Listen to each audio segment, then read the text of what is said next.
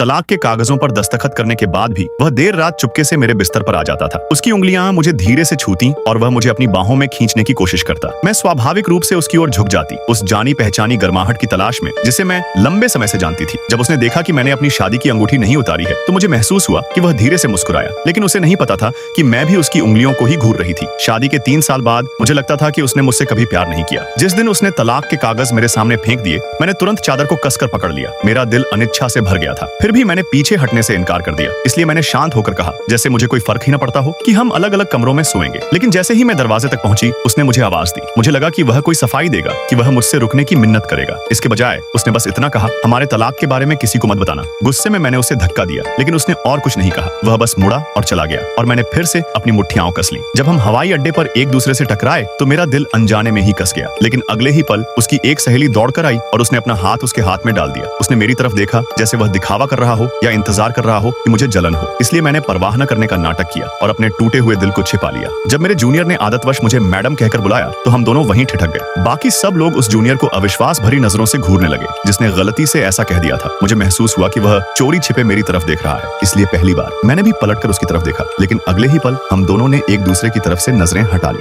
बिना कुछ कहे एक दूसरे की बात समझते हुए। मैंने घबराकर अपनी बॉस को मैसेज किया और उनसे मिन्नत की कि वह इंटरव्यू लेने के लिए किसी और को भेज दे। लेकिन उन्हें साफ साफ दिख गया था कि हमारे दिल में एक दूसरे के लिए जो भावनाएं थीं, वे अभी खत्म नहीं हुई थी। और फिर इंटरव्यू तय योजना के मुताबिक ही हुआ। मैंने खुद को शांत करने की जबरदस्ती कोशिश की और अपनी इंटरव्यू वाली नोटबुक खोली, लेकिन उसकी नजरें मुझ पर और भी ज्यादा गहरी होती गई। मैंने अपने चेहरे पर कोई भाव नहीं आने दिया और सवाल पूछना जारी रखा। फिर मैंने उसे धीरे से हंसते हुए सुना। जवाब देते हुए वह मेरे और करीब आता गया और मेरे हाथ कांपने लगे। मेरे दिल की गहराइयों में जो प्यार मैंने दबा रखा था, वह उसके करीब आते ही पूरी तरह से जाहिर हो गया। मैं अचानक से मुड़ी और वहां से दूर जाने लगी। अगले भाग के लिए जल्दी कमेंट में यस लिखे।